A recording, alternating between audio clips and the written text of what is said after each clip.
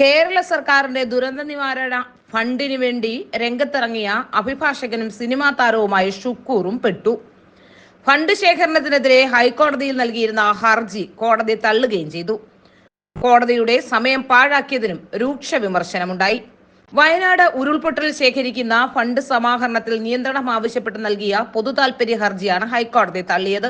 ജസ്റ്റിസുമാരായ doctor MK Jayasankaran Nambiar, VM Shyamkumar എന്നിവരടങ്ങിയ division ബെഞ്ചിന്റേതാണ് നടപടി. മുഖ്യമന്ത്രിയുടെ ദുരിതാശ്വാസ നിധിയിലേക്ക് ഹർജിക്കാരൻ 25,000 രൂപ അടയ്ക്കണമെന്നും കോടതി നിർദ്ദേശിച്ചു. സിനിമാ താരവും അഭിഭാഷകനുമായ C. ഷുക്കൂർ നൽകിയ പൊതു താൽപര്യ ഹർജിയാണ് ഹൈക്കോടതി തള്ളിയത്. സ്വകാര്യ വ്യക്തികളുടെയും സംഘടനകളുടെയും ഫണ്ട് ശേഖരണം നിയന്ത്രിക്കണമെന്നായിരുന്നു ഷുക്കൂറിന്റെ ഹർജിയിലെ ആവശ്യം.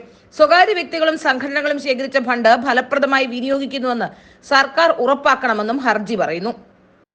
ഫണ്ടിന്റെ ദുരുപയോഗം തടയണം. ഇതുവരെ പിരിച്ച ഫണ്ട് അക്കൗണ്ടിൽ നിന്ന് പിൻവലിക്കുന്നത് സർക്കാർ തടയണമെന്നും ഹർജിയിൽ ആവശ്യപ്പെട്ടു. ഫണ്ടുകളിൽ കർശന മേൽനോട്ടവും ഓഡിറ്റും വേണം. ഫണ്ട് ശേഖരണം കേന്ദ്രീകൃത സംവിധാനത്തിന് കീഴിലാക്കണമെന്നായിരുന്നു പൊതു താൽപര്യ ഹർജിയിലെ ആവശ്യം. വയനാട്ടിലെ ഉരുൾപൊട്ടലിൽ ദുരിതമനുഭവിക്കുന്നവരുടെ ദുരിതാശ്വാസത്തിനായി സർക്കാരിലൂടെ അല്ലാതെ ശേഖരിക്കുന്ന ഫണ്ട് ഉദ്ദേശിച്ച ഗുണഭോക്താക്കൾ എത്തുന്നില്ല എന്നായിരുന്നു ഹർജിക്കാരന്റെ വാദം. ഫണ്ട് ദുരുപയോഗം ചെയ്തതിന് കൃത്യമായ ഉദാഹരണങ്ങളൊന്നും ചൂണ്ടിക്കാട്ടാൻ ഹർജിക്കാരനായില്ല. ഫണ്ട് ദുരുപയോഗം ചെയ്യുന്നതുമായി ബന്ധപ്പെട്ട് ഹർജിക്കാരൻ ജില്ലാ ഭരണകൂടത്തെയോ നിയമപാലകരെയോ സമീപിച്ച് പരാതികളൊന്നും നൽകിയിട്ടില്ലെന്നും കോടതി ചൂണ്ടിക്കാട്ടി.